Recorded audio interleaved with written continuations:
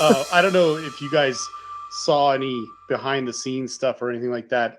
I did not get a chance to look up any of it beforehand, but I was curious to see if there were any interviews or anything um, with Alexander Skarsgård about this movie, and particularly about him getting into shape for this movie, Mhm. because in True Blood, he's just this big, tall, lanky vampire who's supposed to have started his life as a Viking, and and then uh, years later, after that show is all over, he did Tarzan, and it's a movie where 90% of the film he's walking around shirtless, as you'd expect in a Tarzan movie, and I think I want to say it was on Conan or something. I don't remember, but one of those, talk shows, late night talk shows or whatever.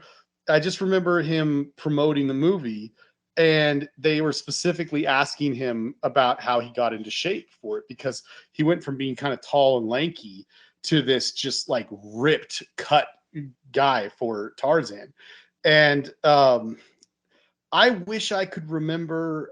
I wanted to look this up ahead of time because it was such a funny story to me, but um, it's like he tells a story about how for that movie it was just brutal. He absolutely hated getting in shape for that movie because it was like months and months and months of eating like 7 times a day, nothing but like broccoli and boiled chicken and stuff like that. And he had this trainer, this like Icelandic trainer or something like that, who had a really funny name. I can't remember. It was like, I want to say it was actually like Thor or something like that. It was like it was a very like out of mythology kind of name, and it was just like you wouldn't believe that a gigantic trainer like that would have that name. It's so appropriate and funny.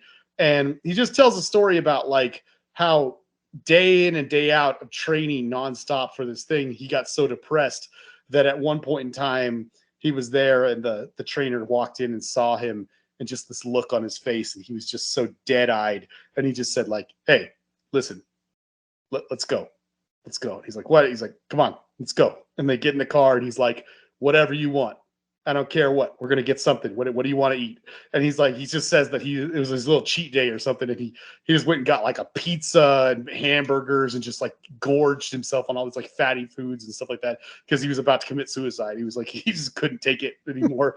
And the guy was, he just got to have a beer and eat all this food with his trainer and stuff like that. And so it's like, after hearing this funny story that's much more funny from him, of course, the way he tells it is really funny, but I wanted to see, because he is even bigger in this movie, and I really wanted to see it, like if he had some similar stories, or if he was just saying it was like a lot of the same or whatever. But I was hoping to look that up, and I never got a chance to. So I think I mostly saw that it said in the trivia that he exercised 6 times a week, um, like 6 hours a day or something. It was like something ridiculous.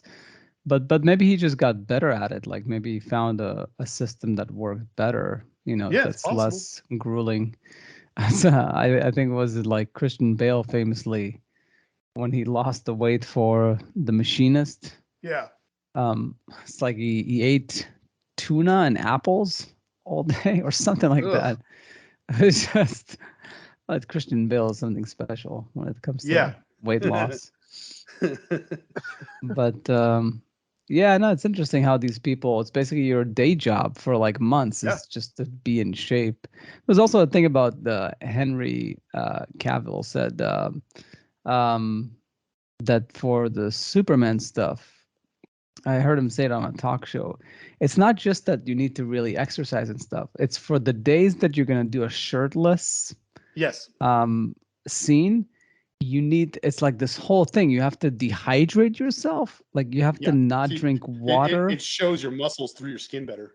Exactly. Like you need to like. It's not just that you have to be in shape. Is that you have to like basically fast and dehydrate your body to the point of almost danger, just so you can shoot the scene and look great, and then you kind of like get your water Yeah.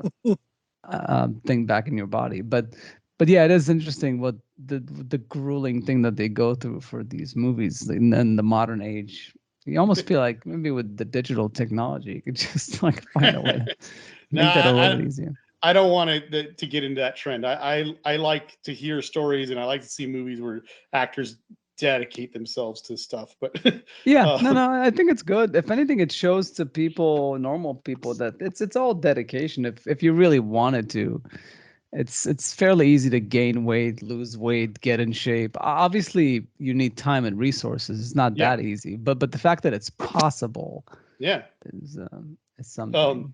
I remember a story I always loved when I was in like junior high and stuff like that. There was after Kurt Russell made Soldier, that was like the biggest he ever got for a movie physically. And he said that he had to train and diet for, especially since he was older at the time. You know, he's an older guy, and so he had to train and diet for, he said, like 6 to 8 months or something like that. And he was talking about it after the movie, and he said this was an incredibly like difficult thing for him. And he said, I'm really proud of the movie, I'm happy I did it, but he said I'll never do it again, ever. Like, I will never do this ever again. And the person interviewing him said, like, he said, what if there's a sequel? And he said, I will not do a sequel to this movie. There's no way. I will not put myself through this again. And he said, I guess at the time, right around then, it would have been late 90s, probably 97, 98 or something like that. I think someone had very famously gotten some sort of very high paycheck, probably like a Tom Cruise or Tom Hanks or something of that nature, had gotten like a $35 million paycheck for one movie or something. And they asked him, what if they gave you $35 million to do a sequel? And he looked at it and said, for $35 million, I'll do a sequel. I'm just telling you right now, you're not going to get the same quality of Soldier. Yeah. He's like, you're going to get a flabbier Soldier. I'll do it for $35 million. But I mean, you know, I just guarantee you, I will not go through this again. Yeah, That's not easy. it is. Yeah. It is kind of odd that you know, it tends to become like national news whenever any actor, you know, let's face it, usually women, are asked to lose weight, and everybody gets super duper offended by like studios asking certain uh actresses, usually playing certain characters, to lose weight, even though, like, you know, in the Star Wars movies, everybody, all of the older actors were asked to lose weight, including Mark Hamill. And I don't know if they asked Harrison Ford, but I think they did. I don't remember. yeah. But you know, everybody's focused on, you know, everybody's focused on that kind of stuff, and like bulking up like that is really difficult. Yeah. I mean, like, I mean, when you get Ryan Reynolds in Blade Trinity, nobody's saying, "Oh, how dare they ask Ryan Reynolds to get down to 3% body fat and be absolutely shredded for that movie." I mean, like, I mean, seriously, find the article where anybody's complaining about that, or like Hugh Jackman talking about being in the Wolverine and deciding that, oh, I mean, that's the thing. The studio didn't actually ask him. He just decided himself that he was never in the shape that he wanted to be in for Wolverine. And so he called up Dwayne Johnson and asked him what diet he is usually on when he wants to make sure that he's really, or maintaining how big he is.